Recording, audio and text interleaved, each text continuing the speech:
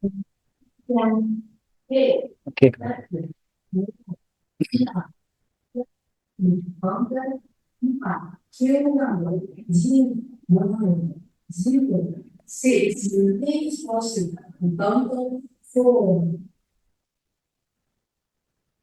Manajemen strategik. Oke. Oke, baik. Assalamualaikum warahmatullahi wabarakatuh. Selamat sore, salam sejahtera untuk kita semua. Izinkan saya Bambang Purnomo hari ini akan melanjutkan materi perkuliahan yang sebelumnya diampu oleh dosen sebelum saya. Jadi saya akan mengampu materi perkuliahan manajemen strategik dan business valuation dari pertemuan ke-9 sampai ke pertemuan ke-16 ya, seperti itu. Kemudian mungkin ada yang belum kenal dengan saya izin perkenalkan diri dulu sebelum masuk ke materi. Oke, rekan-rekan semua, jadi hari ini pertemuan ke-9 mata kuliah manajemen strategik dan business valuation. Nama saya, buat yang baru join, mohon untuk bisa di-mute ya suaranya biar nggak tidak mengganggu. Nah, nama saya Bambang Purnomo, hari ini tanggal 22 April 2025 dan saya akan melanjutkan untuk memberikan materi ya manajemen strategik dan bisnis valuation ke teman-teman semua anggota kelas. Eh, Nah, rekan-rekan semua sebelum masuk, mungkin teman-teman ada banyak yang belum kenal dengan saya. Saya izin memperkenalkan terlebih dahulu. Jadi nama saya Bambang Purnomo, rekan-rekan semua. Jadi saya lahir di Jambi 10 April 1985. Kemudian saya hobinya running, traveling. Kemudian sebelumnya saya juga suka menulis di blog. Tapi akhir ini sekitar 10 tahun terakhir saya banyak buat konten di YouTube. YouTube channel saya Bambang Purnomo. Kemudian latar belakang pendidikan saya, rekan-rekan semua, saya masuk kuliah S1 di Universitas Andalas, mahasiswa undangan tahun 2003, mengambil jurusan manajemen kelas internasional. Kemudian selanjutnya saya melanjutkan studi saya di Universitas Sriwijaya, program Magister Manajemen, masuk angkatan tahun 2009, konsentrasinya manajemen pemasaran. Di tahun 2021 sampai sekarang saya sebagai dosen praktisi di Fakultas Ekonomi dan Bisnis di Universitas Jambi ya seperti itu. Dan alhamdulillah hari ini kita bisa bertemu. Mungkin ada yang sudah pernah kenal atau yang ketemu di materi lain. Nah, yang belum kenal izin kita kenalan dulu ya.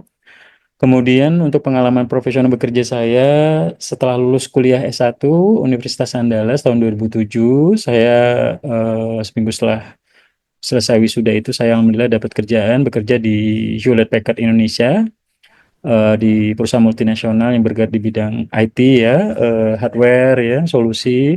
Mungkin teman-teman pakai printer merek HP, laptop merek HP ya mungkin. Itu saya bekerja di awal tahun 2007 di program Fresh Graduate Development Program di Total Customer Experience di kantor pusat di Mega Kuningan di Jakarta. Kemudian sempat bertugas di Lampung sebagai Area Development Manager di Lampung tahun 2007 sampai 2008. Kemudian di tahun 2008 sampai 2009 saya bertugas di Sumatera Utara di Medan, Area Development Manager tahun 2008 sampai 2009. Nah, untuk tahun 2009 sampai saat ini saya bekerja di Telkom Group di Telkomsel, anak perusahaan Telkom. Di tahun 2009 saya bergabung sebagai Staff and Market and Customer Development di Palembang di kantor regional Telkomsel, Sumbaksel. Kemudian di tahun 2012 sampai 2020 saya bertugas di Bengkulu. Kemudian di tahun 2020 pas COVID saya ditugaskan di Jambi sebagai Head of Direct Sales Operation Branch Jambi.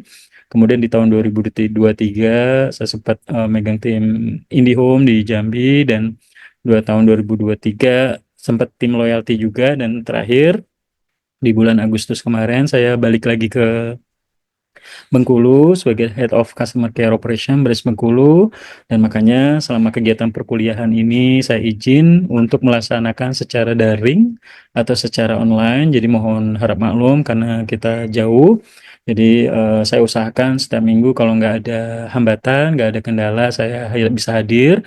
Dan harapannya juga teman-teman karena kita kuliahnya online, teman-teman bisa kuliah dari rumah, dari kafe, ataupun dari kosannya ya, atau dari kampus yang masih di kampus, atau mau di taman dan lain sebagainya silakan. Yang pasti harapannya teman-teman bisa hadir tepat waktu. Kemudian selain bekerja ya hampir 20 tahun ini ya di perusahaan IT dan telco industri, saya juga menjalankan beberapa bisnis. Jadi saya juga mengampu beberapa mata kuliah di prodi kewirausahaan dan ya mendidik dan mengarahkan dan menginspiring terkait calon-calon entrepreneur muda ya yang harapannya bisa diciptakan dari prodi kewirausahaan di Unja.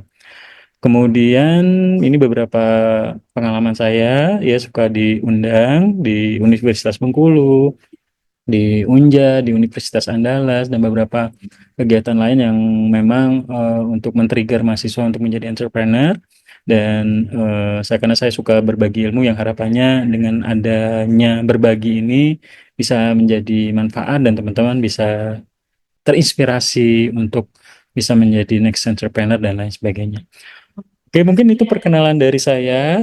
Saya mohon maaf ya, belum bisa hadir secara offline. Mungkin terkadang biasanya saya 2 bulan atau 3 bulan sekali pulang ke Jambi juga ngecek rumah di Jambi karena rumahnya kosong.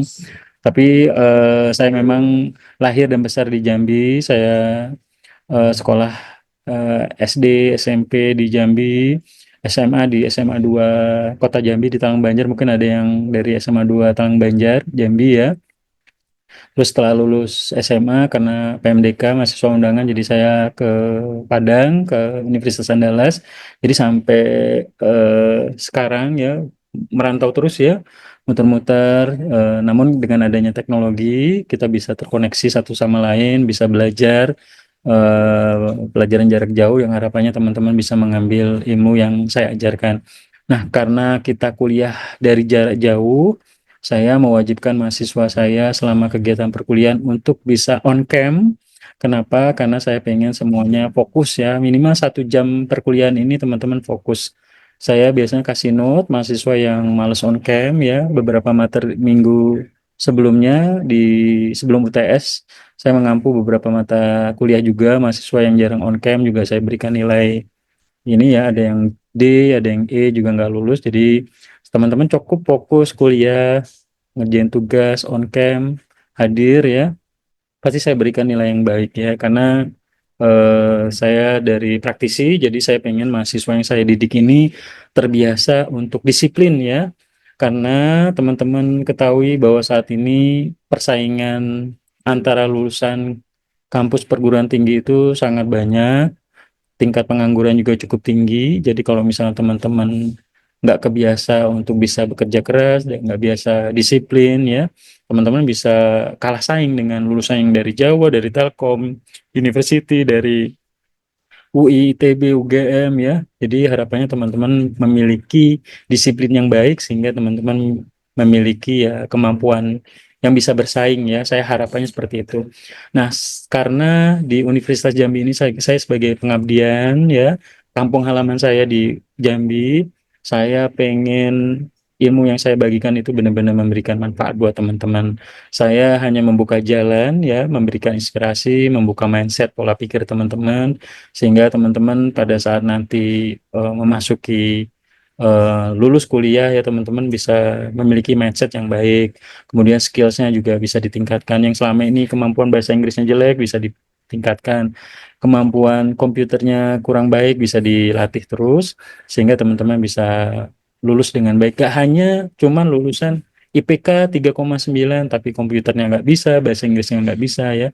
Jadi harapannya teman-teman harus aktif juga. Jadi sebelum lulus juga aktif organisasi ya. Pas zaman kuliah dulu saya aktif sekitar 7 organisasi di kampus. Ada juga yang join mungkin bisa di mute Muhammad Adiano ya. Jadi dengan adanya aktif organisasi ini bisa membantu saya bisa lulus ya kerja di Hewlett Packard jadi perusahaan multinasional gitu ya. Jadi teman-teman saya pikir jangan mengandalkan wah IPK saya kan 3,9 gitu ya. Saat ini yang saya alami ya mungkin hampir 20 tahun bekerja ini Bahkan yang IPK-nya rendah itu malah lebih lebih ini ya, lebih cepat gitu ya dibandingkan yang kutu buku yang IPK-nya 4,0 gitu ya. Karena biasanya mereka lebih gampang bergaul, nggak introvert, komunikasinya bagus, ya gampang gampang inilah berteman gitu ya, networkingnya bagus. Nah jadi saya nggak pernah menyampingkan mahasiswa yang lama lulusnya atau IPK-nya rendah, karena setiap orang itu punya kesempatan yang sama ya. Jadi kita belum tahu rezekinya Nanda nanti setelah lulus ternyata tiba-tiba jadi direktur gitu ya. Kita nggak tahu ya. Kemudian Putri ya, kita nggak tahu nanti Putri tiba-tiba jadi pengusaha di pengusaha besar di Kota Jambi gitu, kita nggak tahu ya. Karena nanti 5 tahun 10 tahun lagi baru mulai kelihatan ya. Jadi saya pikir dengan membuka cakrawala teman-teman di luar sana bahwa saat ini kompetisi makin ketat, saya akui itu kita harus merebut apa ya, kompetisi yang ketat untuk masuk ke dunia kerja ya. Kemarin juga saya pada saat ngajar mata kuliah kewirausahaan juga sama ya. Kalau teman-teman terjun ke bisnis pun juga sama. Pengalaman saya dari beberapa bisnis yang saya bangun juga nggak semuanya mulus. Jadi teman-teman harus ngerti bahwa persaingan itu sangat ketat. Nah, makanya kita belajar hari ini manajemen strategik, posisikan teman-teman sebagai seorang leader, seorang manajer, seorang general manager ya, seorang pimpinan di suatu perusahaan atau bisnis. Bagaimana kita bisa menjalankan operasional bisnis itu dengan baik sehingga tujuan dari perusahaan itu bisa tercapai. Itulah manajemen strategik ya, seperti itu. Nah, selanjutnya saya akan melanjutkan untuk penilaian mata kuliah. Teman-teman jangan khawatir. Kalau teman-teman hadir terus, aktif terus, tugasnya dibuat, saya pastikan nilainya A dan B, minimal B itu ya. Saya selalu berikan mahasiswa yang hadir karena saya dosen praktisi, saya selalu melihat proses. Saya bukan lihat hasil. Kalau UTS-nya 100 tapi hadir nggak pernah open camp, tugasnya juga nggak pernah dibuat ya, dipastikan dapat D atau E ya. Kemarin ada beberapa mahasiswa itu yang di prodi D3 sampai 3 kali sama saya ngulang mata kuliah yang sama ya. Saya sudah ingetin, bahkan mahasiswanya saya berikan kesempatan, coba kalau teman-teman jadi saya dengan mahasiswa yang jarang masuk, jarang buat tugas, dikasih apa, dikasih A atau dikasih E, teman-teman akan menjawab juga E ya. Jadi bukan salah saya lagi. Jadi saya pengen prosesnya itu benar, teman-teman kalau hadir, walaupun teman-teman masih bingung ya, teman-teman dengan hadir, aktif di kelas, fokus 1 jam aja ya, nggak saya kuliah nggak sampai 2 jam 3 jam, 1 jam aja fokus, teman-teman itu bisa mencerna, membuat tugas ya, assignment setiap minggu, kuis dan UTS. Saya yakin teman-teman bisa menangkap apa yang ingin saya sampaikan seperti itu ya. Jadi please 3 poin di atas, kehadiran, keaktifan di kelas, dan assignment atau tugas mingguan wajib dibuat biar nilainya bagus. Pasti teman-teman mau dong lulus 3,5 tahun ya. Masa kita mau lulus 7 tahun jadi donatur kampus mahasiswa abadi? Nah, minta tolong biar teman-teman bisa lulus tepat waktu, bisa silahkan ya fokus dengan kuliahnya. Salah satu cara bersyukur menurut saya itu adalah dengan melakukan yang terbaik apa yang kita lakukan saat ini. Misalnya Cindy sekarang sebagai mahasiswa ya harus bersyukur ya bahwa bisa kuliah di Universitas Jambi. Banyak orang-orang di luar sana yang pengen kuliah di Unja ya, yang lulus tes susah nggak bisa lulus, kemudian Cindy bisa diberikan kesempatan, orang tuanya diberikan rezeki yang cukup bisa menguliahkan anaknya di Unja, itu harus disyukuri ya. Banyak yang di luar sana yang mau masuk kampus Unja aja susah, akhirnya masuk swasta gitu ya, ya disyukurin ya bisa masuk universitas terbaik di Jambi, teman-teman di Fakultas Ekonomi ya. Ingat ya teman-teman bahwa sarjana ekonomi itu adalah center of business. Jadi kalau teman-teman bekerja di salah satu BUMN, di perusahaan korporasi, perusahaan swasta atau perusahaan multinasional, sarjana ekonomi itu dibutuhkan. Kenapa? Karena teman-teman didasari oleh pengetahuan keuangan ya, pengelolaan manajemen, pengelolaan bisnis, dan teman-teman tahu basic ekonomi itu adalah dengan modal sekecil-kecilnya mendapatkan keuntungan sebesar-besarnya. That's it ya. Jadi bisnis itu adalah mencari keuntungan yang sebesar-besarnya dengan modal sekecil-kecilnya. Dengan layanan, servis, dan lain sebagainya, parameter-parameter bisnis yang membuat bisnis itu bisa bertahan. Dan itulah kebutuhan sarjana ekonomi, termasuk teman-teman yang belajar manajemen strategi saat ini ya. Oke, rekan-rekan semua, saya izin melanjutkan jam 4.52, jam 4 ya sekitar jam 5.30 saya coba tuntaskan. Sekarang saya akan masuk mengapa kita penting ya, sorry ini belum saya rubah sebentar. Mengapa kita penting mempelajari manajemen strategik ya, manajemen strategik dan bisnis valuation. Oke. Baik rekan-rekan semua, kalau kita bicara manajemen strategik, ini berarti kan top level ya. Teman-teman pernah dengar direktur utama, dirut ya, CEO ya, Chief Executive Officer ya, atau misalnya General Manager, Manager ya, pimpinan dan lain sebagainya. Nah, saat ini karena kita belajar mata kuliah manajemen strategik, please asumsikan teman-teman di posisi top leader. Misalnya teman-teman menjadi salah satu bos misalnya ya, atau atasan atau pimpinan di salah satu perusahaan ya. Tugasnya atasan atau pimpinan itu memang berat ya, karena kita nggak mikir perut kita sendiri, tapi kita memikirkan gimana caranya bisnis ini bisa terus berlangsung, semua karyawan itu bisa bisa gajian, bisnisnya operasional bisa berlangsung dari A to Z, dari bagian produksi, dari bagian pemasaran, dari bagian penjualan, dari bagian keuangan, dari operasional SDM, manajemen SDM ya dan sebagainya itu harus beroperasi. Jadi bagaimana teman-teman di top level position ya, karena kita belajar manajemen strategik konteksnya, bagaimana dengan strategik manajemen yang ada, teman-teman bisa menjalankan semua operasional perusahaan sehingga perusahaan itu bisa berjalan dengan optimal ya seperti itu. Kemudian ingat ya di satu organisasi itu ketika kita konteksnya bicara organisasi bisnis yang tentunya fokus pada laba seperti BUMN gitu ya, perusahaan swasta, perusahaan multinasional ya. Yang pertama mereka akan comply dengan government ya. Di sini ada pemerintah, regulator, kemudian stakeholders, pemegang saham ya. Kemudian union misalnya serikat pekerja ya, competitors, para pesaing, suppliers, para pemasok kita, misalnya kita bekerja di perusahaan minyak misalnya ya, minyak goreng gitu ya, kita bekerja sama dengan para pemasok dari petani-petani sawit misalnya, kemudian customer, para pelanggan juga kita berhubungan ya. Jadi dengan adanya penerapan manajemen strategik yang efisien dan efektif, itu adalah tujuan bagaimana organisasi itu dijalankan. Mulailah muncul visi misi organisasi, target perusahaan, teman-teman sebagai seorang leader, target tahun ini kita harus menghasilkan 100 miliar laba bersih net income bagi perusahaan.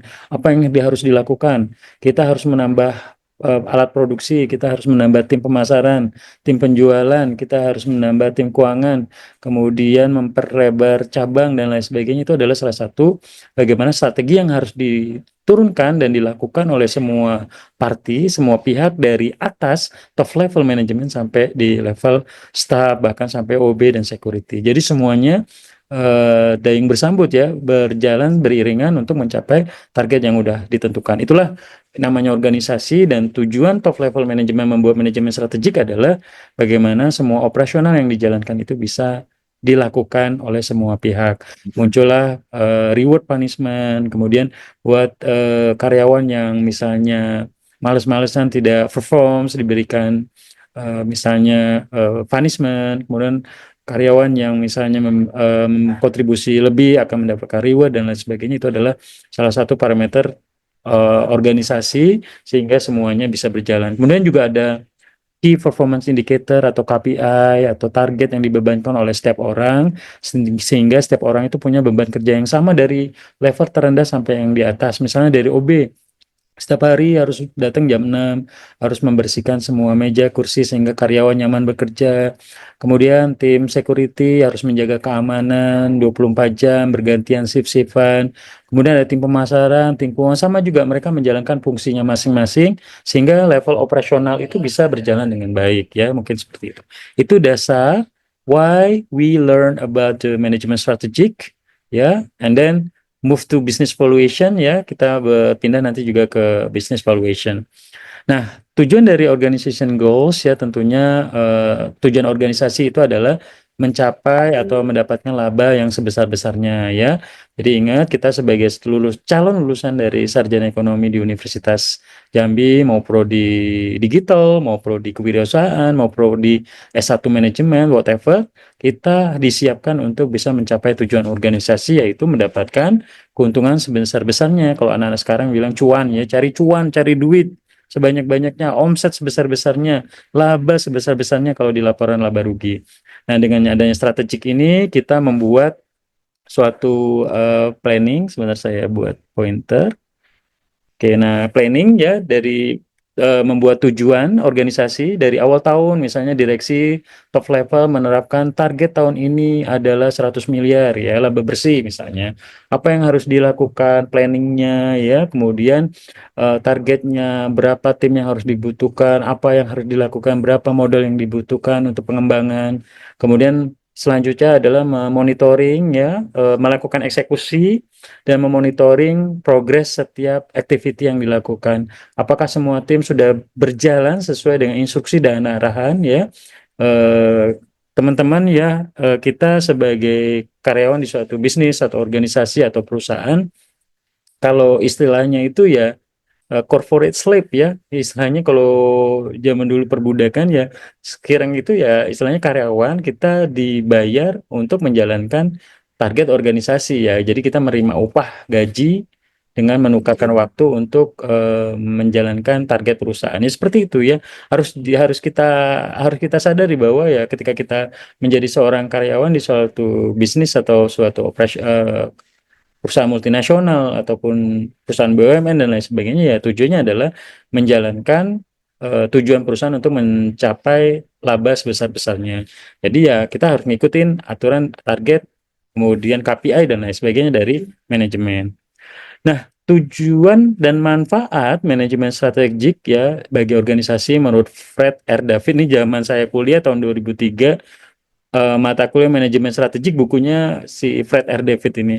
Yang pertama itu membantu organisasi menjadi proaktif ketimbang reaktif. Jadi kalau udah tahu manajemen strategiknya dijalankan secara efisien dan efektif, organisasi itu akan dibuat sedetail mungkin. Bagian manajemen pemasaran tugasnya A, B, C, D, E, targetnya A, B, C, D, E, evaluasinya seperti apa, termasuk bagian SDM, bagian produksi, bagian penjualan, bagian keuangan, bagian SDM dan semuanya yang berhubungan dengan suatu organisasi. Yang kedua adalah membantu organisasi membuat strategi yang lebih baik ya, menggunakan pendekatan yang lebih sistematis, logis dan rasional. Kemudian membantu organisasi untuk mengetahui arah dan tujuan yang jelas pasti ya. Dengan adanya teman-teman sebagai top level di suatu perusahaan, tugasnya teman-teman adalah membuat sesuatu yang strategik ya, yang operasional mungkin akan di level staff sampai bawah ya.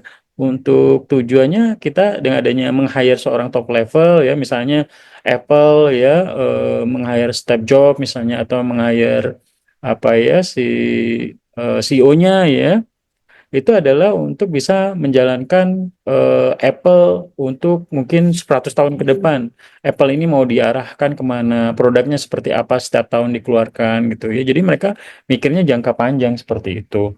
Kemudian membantu organisasi dalam meningkatkan koordinasi dan pemberdayaan. Ya pasti yang namanya suatu organisasi atau bisnis itu koordinasi, komunikasi, ya kerjasama antar tim, antara divisi-divisi yang ada itu harus dijalankan dan selaras dengan tujuan dan target goals dari perusahaan tersebut. Nah, kemudian yang terakhir adalah membantu organisasi dalam mohon di mute ya, siapa ini? Oke. Kemudian yang terakhir adalah membantu organisasi dalam mengembangkan pengertian dan komitmen individu. Artinya, kita harus menyadari bahwa kita bekerja di satu organisasi adalah mengikuti aturan, values, norma yang ada di perusahaan tersebut, ya, mengikuti target yang ada sehingga organisasi itu bisa berjalan dengan baik, ya seperti itu. Kemudian selanjutnya ada yang namanya business valuation ya. Business valuation ini related bagaimana ketika manajemen strategik itu bisa dijalankan dengan sebaik-baiknya, target visi misinya jelas, bisa menjalankan efektif dan efisien organisasi tersebut, tentunya berdampak pada valuasi bisnis atau penilaian bisnis tersebut, misalnya Telkom nih ya. Nilai Telkom itu market cap atau market capitalization-nya dinilai ya sebesar 252 triliun ya, dengan harga sahamnya per lembar saham 2.540 rupiah per lembar saham ya. Ini untuk perusahaan yang listing di Bursa Efek Indonesia, dan Telkom juga listing di Bursa Efek New York ya. Nah, teman-teman juga bisa dipahami bahwa dengan penerapan suatu organisasi yang bagus, suatu laporan laba rugi, ya, financial statement itu jelas, transparan, apalagi perusahaan publik yang IPO di Bursa Efek, itu tentunya ini bisa menggambarkan suatu perusahaan itu berjalan dengan baik, mulai dari laporan labanya bagus. Biasanya kalau perusahaannya bagus ya, good corporate governance-nya atau GCG-nya berjalan dengan baik, biasanya mereka perusahaannya pun juga akan menguntungkan dan bisa menghasilkan keuntungan bagi stakeholders gitu ya, seperti itu. Nah, posisi teman-teman saat ini adalah diasumsikan karena kita belajar manajemen strategik dan business valuation, kita berada di posisi top level sebagai CEO, di mana CEO ini adalah the highest ranking eksekutif. Jadi orang yang paling tinggi kedudukannya seperti direktur utama yang menentukan arah kebijakan, target, tujuan perusahaan itu mau dibawa kemana. Memegang keputusan secara korporasi dengan memaksimalkan semua resource dan operasional yang ada di perusahaan tersebut ya, seperti itu. So that's why you position as the CEO ya, that responsible ya bagi suatu perusahaan, dan segala keputusan itu bergantung kepada Anda ya. Jadi kita karena belajar manajemen strategik ya, mungkin someday who knows ya, mungkin teman-teman di sini ya ada yang jadi CEO ya. Misalnya Raka ya, mungkin 10 tahun ke depan tiba-tiba jadi CEO ya, kita nggak tahu seperti itu. Nah, jadi bagaimana Terus hidup kamera ya. yang baru join silakan on cam ini ya, off cam, sorry kok off cam ini ya, dimatikan mic-nya ya biar nggak mengganggu. Kemudian bagaimana kita bisa menjalankan bisnis sehingga bisnis harus tumbuh, kemudian berkembang dengan mengimplementasikan strategi yang tepat bagi perusahaan. Oke, coba mungkin di sini coba saya minta Nanda deh. Nanda bisa lihat nggak ini gambar apa? Kalau boleh dilihat.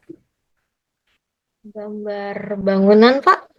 Oke, Bayu Seprilia Putra. Bayu bisa lihat nggak ini bangunan apa, Bayu? Eh, Ruko, Pak. Kayak gedung, Pak. Oke, baik, terima kasih ya Nanda. Dan jadi ini adalah kalau kita lihat lagi, nah ya, kalau tadi kan kita capture-nya ya, saya zoom kecil, ternyata gedung. Nah, teman-teman, ketika teman-teman berada sebagai top level karena teman-teman belajar manajemen strategik, teman-teman itu see something with the bigger picture ya. Jadi melihatnya helikopter view, melihatnya semuanya ya. Semua bisnis organisasi ini mau dijalankan kemana gitu ya. Beda kalau misalnya teman-teman di bagian misalnya di staff level atau di divisi level atau departemen level ya. Bagian keuangan dia fokusnya ngurusin keuangan perusahaan. Bagian penjualan dia fokusnya penjualan. Bagian pemasaran bagiannya digital marketing, bagiannya konvensional marketing, atau misalnya branding dan lain sebagainya ya. Nah, tapi kalau di level CEO, teman-teman itu melihat organisasi itu secara keseluruhan gitu ya. Melihatnya A sampai Z bagaimana perusahaan ini bisa berjalan, berlari ke arah mana dari visi misi yang udah ditentukan ya. Jadi kalau tadi teman-teman di awal fotonya adalah ngelihat ruko atau bangunan, ya benar. Itu pada saat kita berada di level mungkin staff level dan lain sebagainya. Tapi kalau di helicopter view adalah kita teman-teman berada di top level, di level CEO atau di root yang mengarahkan membawa kemana suatu bisnis tersebut. Ya mungkin bisa dimengerti sekarang kenapa teman-teman belajar manajemen strategik. Mungkin nggak bisa jalan di saat ini, but mungkin ya kita nggak tahu 10-20 tahun yang akan datang tiba-tiba ada yang jadi di rootnya Pertamina ya, di rootnya Telkom atau di rootnya di eh, apa Unilever ya, who knows ya, kita nggak tahu. Tapi yang pasti ya teman-teman, ini sangat penting bagi seorang lulusan sarjana ekonomi dari Unja ya, untuk menyiapkan dirinya sebagai seorang yang memiliki kemampuan dalam membuat keputusan yang baik ketika berada di posisi top level untuk menerapkan manajemen strategi secara efisien dan efektif. Nah, jadi rekan-rekan semua, di materi hari ini saya memfokuskan bagaimana manajemen strategik ini bisa mengenhance, memperkuat posisi daya saing perusahaan ya. Jadi dengan adanya manajemen strategik yang bagus bagi perusahaan itu bisa tentunya ya bisa mengambil tindakan keputusan strategik untuk keberlangsungan dan keberlanjutan mau dibawa kemana perusahaan tersebut ya. Jadi bisa bertahan dan berkembang. Misalnya saat ini kita melihat tren perusahaan listrik misalnya ya, perusahaan mobil listrik ya, berlomba-lomba ke arah electric vehicle, Tesla, BYD, kemudian Wuling dan termasuk juga pabrikan Jepang ya, Korea, Hyundai, kemudian termasuk Toyota, Honda, Mitsubishi juga mulai ke arah mobil hybrid dan EV ya karena masyarakat dunia sudah aware terhadap lingkungan ya, eco green dan lain sebagainya. Jadi kita harus mengikuti tren juga. Kalau kita nggak mengikuti, mungkin teman-teman pernah dengar dulu di tahun 2010-an yang lagi nge-hype BlackBerry ya, ada Kodak ya, mereka nggak mengikuti perubahan, finally mereka collapse because people will lead them ke sesuatu yang lebih canggih lagi seperti Apple dengan iOS-nya, kemudian Android ya, dan ini tentunya bisa menjadi pembelajaran bahwa if we are not transformed to something new ya kita mungkin bisa ditinggalkan oleh pelanggan seperti itu. Jadi strategi ini bisa memperkuat keunggulan kompetitif kita atau daya saing kita. Kita bisa bertahan, kita bisa menjadi market leader, atau kita kalau nggak mengikuti penerapan manajemen strategik yang baik, kita bisa ditinggalkan oleh pelanggan dan hingga akhirnya collapse seperti Nokia, kemudian Kodak ataupun BlackBerry atau Blockbuster juga ya dan lain sebagainya. Nah, penguatan keunggulan kompetitif yang ada ya dengan adanya penerapan manajemen strategik, perusahaan akan bisa menentukan arah tujuan perusahaan. Yang pertama, melakukan diferensiasi, inovasi produk, kualitas unggul, layanan pelanggan yang istimewa ya. Kenapa misalnya di otomotif Toyota masih leading di Indonesia misalnya ya? Karena yang pertama mereka sudah lebih dari 50 tahun ya. Namanya Kijang, kerjasama Indonesia Jepang ya, itu adalah singkatan ya kalau Toyota Kijang kalau teman-teman pernah dengar. Jadi udah lebih dari 50 tahun, kemudian juga di setiap daerah ada kantor cabang penjualan dan bengkel sehingga masyarakat akan nyaman, spare part-nya juga banyak di mana-mana gitu ya. Kemudian mereka memiliki range produk dari harga yang murah, ratusan juta misalnya Agia Ayla ya, kemudian ada juga yang mid level, ya ada yang sedan, ada yang mini SUV, ada yang SUV, ada yang yang minibus ya kayak Avanza, kemudian Alphard ataupun sampai yang ini ya yang mahal Land Cruiser dan lain sebagainya. Kemudian kualitas layanan juga ya. Kemudian yang berikutnya adalah untuk meningkatkan penguatan keunggulan daya saing kompetitif itu adalah fokus. Kita fokus ya dengan layan kita, spesialisasi pasar kita di mana sehingga tentunya kita meningkatkan loyalitas pelanggan kita. Contohnya BCA, orang kenal kalau misalnya kita datang ke BCA itu satpamnya ramah-ramah, mereka memiliki teknologi yang canggih, layanannya cepat ya, kemudian juga aman menabung di sana, uangnya nggak hilang gitu ya. Jadi mereka fokus dengan keunggulannya masing-masing. Kemudian keunggulan biaya, bagaimana kita bisa menekan cost operasional sekecil-kecilnya, pengendalian biaya sehingga kita bisa menjual produk yang kompetitif sehingga bisa bersaing dengan para pesaing seperti itu ya. Kemudian selanjutnya strategi diferensiasi yang efektif juga ya terkait inovasi produk dan layanan. Kita memiliki produk yang beragam seperti yang dimiliki oleh Toyota gitu ya, dari produk yang paling murah sampai yang paling mahal namun memiliki kualitas yang bagus. Ya, yang kedua ini adalah kualitas yang unggul. Kita menjual produk dan layanan nggak hanya produknya aja laku tapi harus after service-nya juga harus kita maintain ya.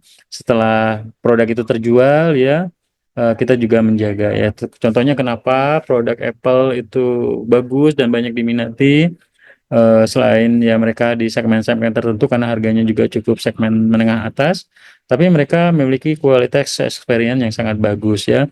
Pengguna Apple nggak harus tahun 2 tahun ganti handphone, biasanya mereka 5 tahun 6 tahun baru ganti handphone karena kualitas produknya memiliki kualitas yang sangat baik. Itu contohnya ya, mungkin di beberapa merek lain juga sama, mereka berusaha untuk bisa masuk ke level tersebut ya. Saya yakin semua perusahaan pasti juga akan shifting bagaimana mereka membuat produk yang berkualitas diterima oleh masyarakat dan pelanggan atau masyarakat tuh percaya bahwa kalau kita pakai layanan suatu perbankan ya, menggunakan layanan IndiHome, layanan Telkomsel, kita tahu bahwa itu layanannya bagus gitu ya. Kita menggunakan Garuda gitu ya, pasti nyaman gitu ya. Somehow saya lebih senang menggunakan Garuda gitu ya. Kenapa? Karena ya lebih kualitasnya lebih nyaman, nggak delay ya. Saya pernah menggunakan maskapai Scoot Airways. Scoot Airways ini anak perusahaannya Singapore Airlines dari Changi ke Hong Kong beberapa tahun silam. Ya, mereka memiliki kualitas standar yang sangat bagus. Tapi saya lebih nyaman menggunakan maskapai dalam negeri Garuda ya, lebih nyaman ya, lebih apa ya, lebih Indonesia banget gitu ya. Jadi penerbangan dari Jakarta ke Tokyo ya, Jakarta ke Incheon ya, saya menggunakan Garuda itu lebih nyaman aja, dan masakannya juga apa, makanannya juga lebih cocok di lidah ya. Sama people will choose ekspektasinya sesuai dengan yang keinginan mereka. Jadi mereka akan memiliki persepsi tersendiri atau perceived value ya. Kemudian layanan pelanggan istimewa ya, misalnya di Garuda itu ada Garuda frequent flyer yang suka terbang lewat pakai Garuda. Kalau di BCA ada layanan BCA prioritas buat nasabah yang miliki tabungan di atas 1M. Termasuk BNI yang miliki tabungan di atas 5M, mereka ada namanya BNI Emerald ya. Termasuk di BRI dan lain sebagainya. Kemudian branding yang kuat ya, artinya dengan membangun citra merek yang kuat, yang positif ya, itu juga bisa membuat orang melihat sesuatu brand itu, wah kalau pakai kartu halo 0811 spesial gitu ya. Kemudian kalau saya pakai mobil Alphard dibandingin pakai mobil apa Avanza, beda gitu ya. Jadi ada segmen dan branding yang kuat, orang melihat suatu brand merek dengan merek lainnya seperti itu. Kemudian menciptakan keunggulan kompetitif baru ya. Tujuannya manajemen strategik salah satunya adalah dengan menciptakan keunggulan kompetitif baru agar ya perusahaan itu terus bisa hidup ya. Kalau kita nggak berinovasi ya, ya kita bisa ditinggalkan oleh pelanggan kita atau calon pembeli kita, dan mereka berpindah ke layanan kompetitor seperti itu.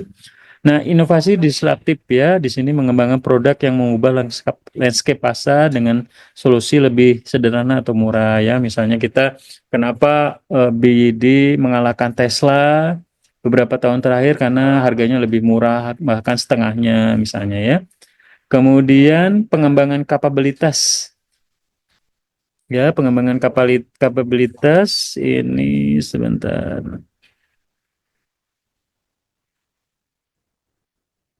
Kemudian pengembangan kapabilitas, inovasi dalam SDM, teknologi atau proses bisnis memberikan kemampuan yang unik. Jadi kita investasi di SDM, pelatihan, teknologi, research and development.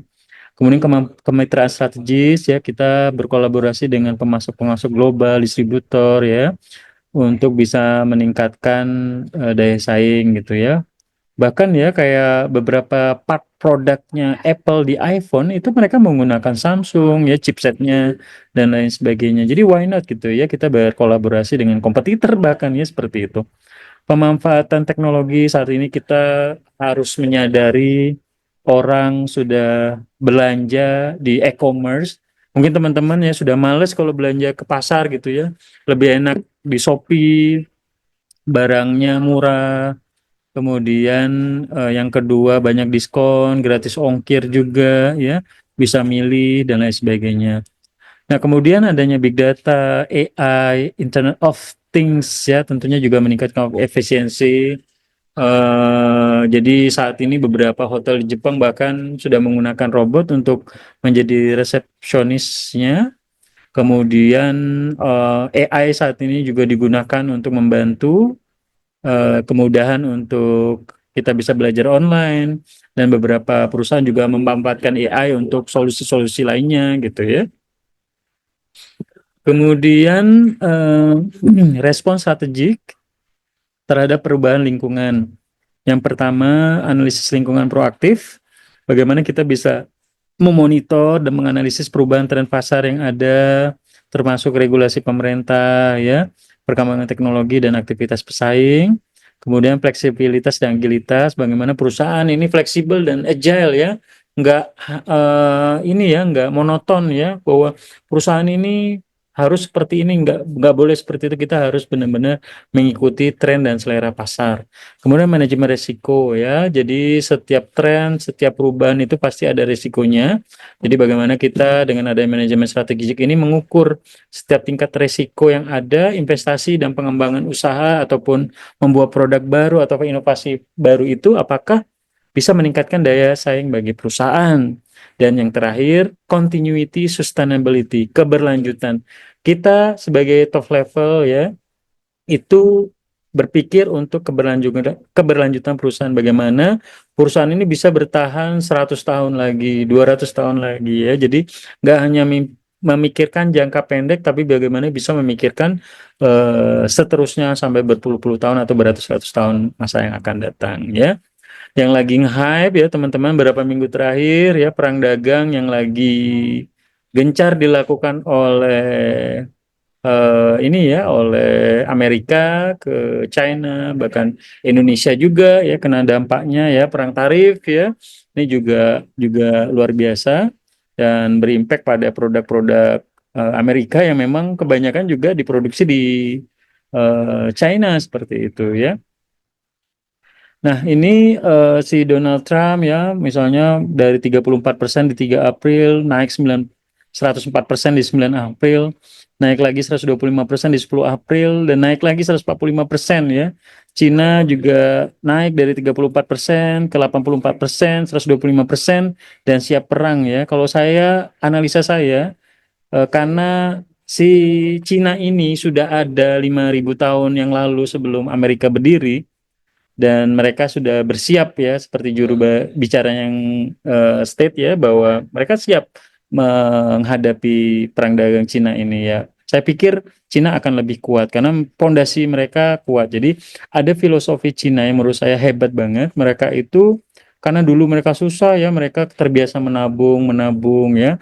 Mereka nggak terbiasa yang namanya kayak apa ya, kayak di Amerika gitu ya, minjem pinjaman yang besar ya, hipotek, pinjaman KPR dan lain sebagainya istilahnya ya. Mereka udah terbiasa tahan banting, sehingga menurut saya yang akan hancur itu Amerika menurut saya, karena Cina memiliki fundamental yang kuat ya, selain mereka memiliki bonus demografi lebih dari 1,4 miliar penduduknya. Jadi yang pasti Cina lebih lebih kuat seperti itu. Nah, kondisi-kondisi seperti ini juga berimpact pada perusahaan-perusahaan di Indonesia ya, seperti itu. Dengan perang tarif seperti ini, Indonesia diberlakukan 32% misalnya ya. Pasti otomatis eksportir kita ya ketar-ketir ya, bagaimana kita harus menjalankan bisnis, sedang kita punya karyawan yang harus digaji. Bagaimana perusahaan ini bisa terus berlangsung, bisa mendapatkan omset, sedangkan sekarang harganya akan berkali lipat karena adanya tarif tersebut ya, seperti itu. Nah, kemudian adanya ekspansi dan diversifikasi strategis ya. Jadi ekspansi, yang pertama ekspansi pasar, kita bisa mengembangkan selama ini misalnya perusahaan berpikir hanya fokus di kota Jakarta dan Pulau Jawa, kedepannya mereka akan mengembangkan fokus ekspansi pasar ke Sumatera, Kalimantan, ya, Sulawesi, Papua atau Indonesia Timur, yang tentunya pasaran juga besar. Bahkan bisa melakukan penetrasi ke pasar Asia Tenggara, Pasifik ya, Pasifik, kemudian ya Eropa, pasar Amerika dan lain sebagainya. Jadi bisa bisa sampai ke luar negeri, kayak ini ya, kayak si siapa, Yogi Delta, mungkin jangan mengganggu Yogi Delta ya, tolong jangan di notes.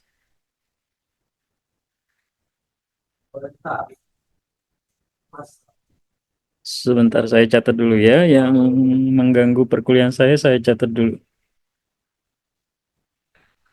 Yogi Delta.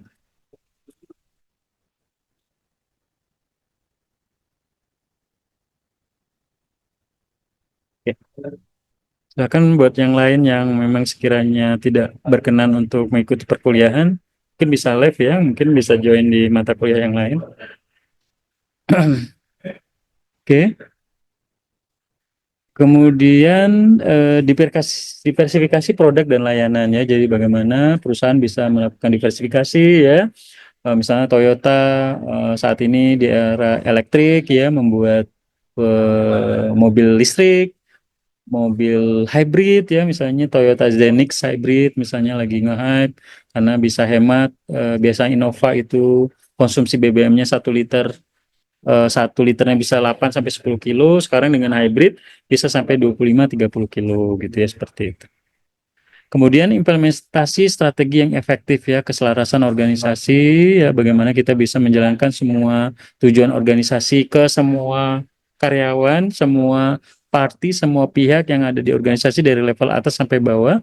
Kemudian eksekusi yang efektif, jadi semua plan, target, visi, misi, tujuan dari organisasi dari yang udah ditetapkan oleh teman-teman sebagai top leader itu bisa dijalankan sampai ke level bawah. Pengukuran, evaluasi, misalnya KPI setiap sebulan sekali, 3 bulan sekali, 6 bulan sekali, setahun sekali. Kemudian pembelajaran ya, training, pelatihan karyawan sehingga memiliki kemampuan yang sama sehingga bisa memiliki daya saing yang tinggi. Kemudian pemeliharaan daya saing jangka panjang ya, inovasi berkelanjutan dalam bentuk research and development, kemudian pengembangan SDM, pelatihan, pengembangan kepemimpinan ya, transformasi digital, beradaptasi dengan sesuatu yang baru, membuat aplikasi interface, misalnya MBCA, BNI Wonder, ya, kemudian Mandiri Living gitu ya, keberlanjutan ya, kita fokus ke program CSR ya, ke lingkungan ya, reputasi merek, menjaga efisiensi biaya, menekan cost ya, dan mengakses pasar-pasar baru sehingga daya saing perusahaan secara jangka panjang bisa dijalankan. Nah, contohnya ya, ini Tesla mengalahkan, ya dikalahkan oleh BYD, dan BYD juga sekarang lagi bangun pabrik di Jawa Barat ya. Jadi kemas sekitar berapa bulan kemarin ya saya ke Jakarta kemudian ke Bogor. Jadi taksinya pakai BYD semua gitu ya. Kenapa pakai BYD? Saya bilang, oh, hemat Pak. Jadi lebih hemat, lebih efisien, dan di Jakarta juga banyak SPKL gitu ya buat pengisian listrik. Jadi sangat nyaman gitu ya. Saya pun juga kalau misalnya di Sumatera ini sudah banyak, pasti lebih milih mobil listrik karena lebih lebih murah. Misalnya kalau kita pakai Pajero sebulan itu bisa ngisi bensin 2 sampai 3 juta. Kalau pakai ini mobil listrik paling cuma 200-300 ribu. Pajaknya juga per tahun cuma ratusan ribu gitu, lebih hemat dibandingkan mobil konvensional biasa seperti itu. Oke, saya pikir cukup untuk materi hari ini teman-teman semua. Untuk eh, yang pertama saya akan memberikan tugas kuliah untuk minggu depan. Jadi studi perusahaan otomotif BYD menguasai pangsa pasar mobil listrik dunia. Tugasnya adalah yang pertama bagaimana perusahaan BYD membangun dan mempertahankan keunggulan kompetitif. Kedua, jelaskan bagaimana strategi daya saing yang diterapkan oleh BYD untuk mengatasi tantangan persaingan. Yang ketiga, bagaimana inovasi produk atau layanan berkontribusi pada daya saing BYD ya. Kemudian yang keempat, apakah strategi diversifikasi yang diterapkan BYD efektif dalam meningkatkan daya saingnya. Yang kelima adalah bagaimana BYD memanfaatkan teknologi digital untuk memperkuat posisi kompetitifnya. Nah, jawabannya dibuat dalam bentuk PowerPoint. Tas tahu ya? Ya. Ini kaunya. Muhammad Ardianur ya, tolong di mute ya. Muhammad Ardianur, tolong di mute. Jadi tolong dibuat dalam penjelasan di PowerPoint, kemudian dijelaskan dalam bentuk video di YouTube, dan diupload di link yang nanti akan saya share. Nih linknya sebelah kiri. Tugasnya akan disubmit paling lambat satu hari sebelum kegiatan perkuliahan. Jadi kalau kita kuliahnya hari Selasa sore, jadi setiap Senin sore, setiap sebelum jam 5 tugasnya harus diupload ya di link tugas yang sama. Nah, minggu depan untuk presentasi PowerPoint-nya di kelas itu ada Nanda Gita dan Jihan Nurhaliza. Silakan dibuat PowerPoint-nya dan dipresentasikan di minggu depan ya. Jadi presentasinya nanti dijelaskan seperti ini ya. Jadi nanti PowerPoint-nya dijelaskan ya, judul materinya apa, dosennya siapa, namanya siapa, NIM-nya siapa, kampus mana gitu ya. Nanti teman-teman mukanya dimasukin penjelasannya ya. Jadi setiap orang harus seperti ini. Nah, nanti di-upload di YouTube. Nah, teman-teman ada quote yang bagus ya. Kalau kamu bukan anak konglomerat, jangan coba males-malesan. Di luar sana yang rajin nggak sukses aja banyak. Apalagi yang males nih ya. Jadi buat teman-teman ini quote yang sangat bagus menurut saya. Kita harus memiliki kesadaran kalau kita nggak punya privilege, orang tuanya punya sawit 1.000 hektar, misalnya punya tambang batu bara, kita berarti harus kerja keras. Bagaimana kemampuan yang kita miliki kita tingkatkan sehingga kita bisa memiliki daya saing yang tinggi. Itu harus kita tanamkan dalam diri kita karena nggak mau kan di umur 50 nanti kita masih susah gitu ya.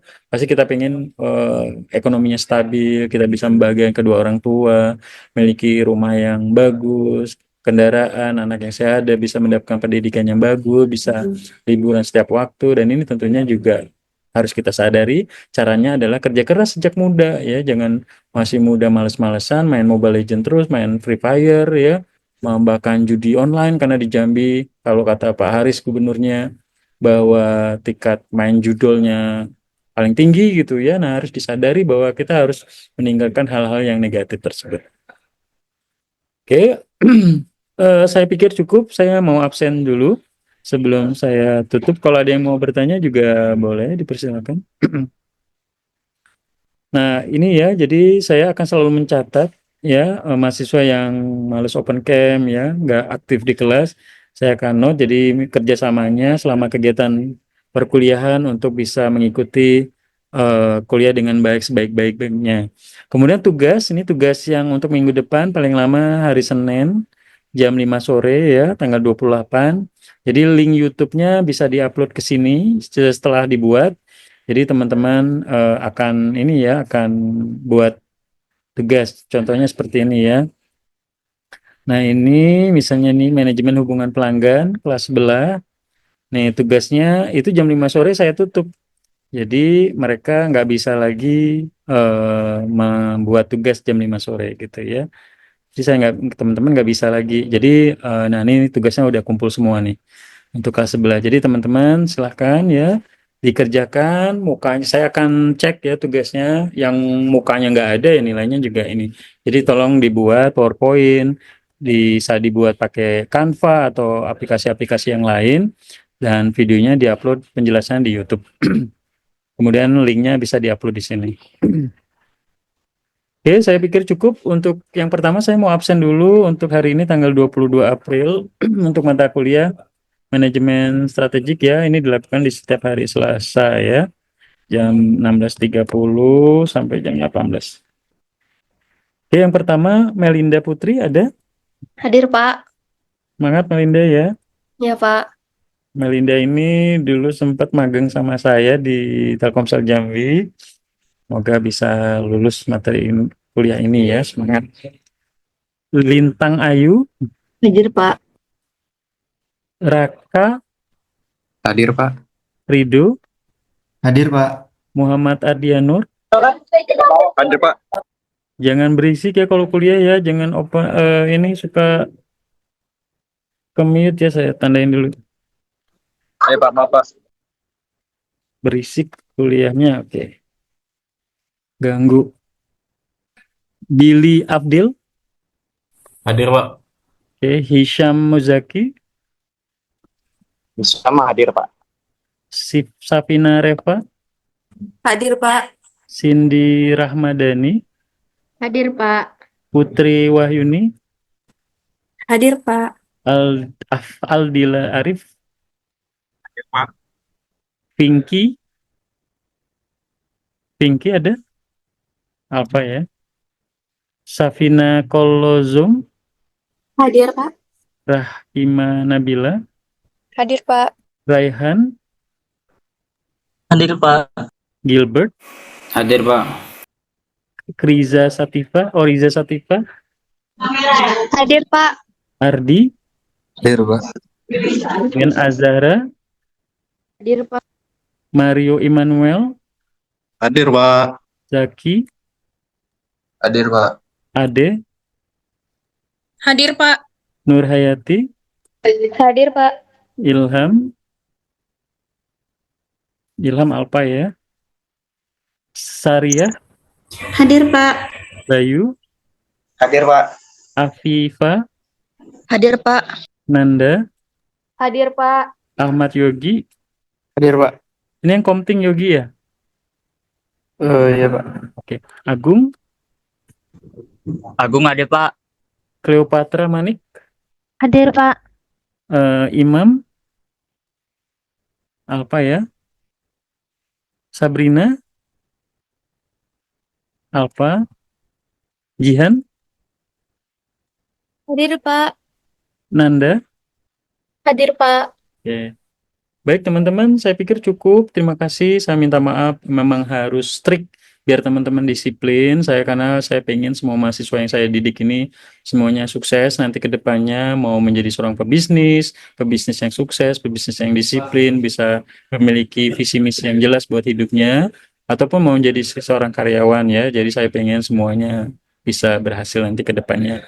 Saya harus melakukan ini karena saya sebagai dosen praktisi harus melatih buat teman-teman, karena saya dititipin kampus Unja, dititipin orang tua teman-teman untuk mendidik biar teman-teman bisa lebih baik lagi ke depannya. Saya minta maaf.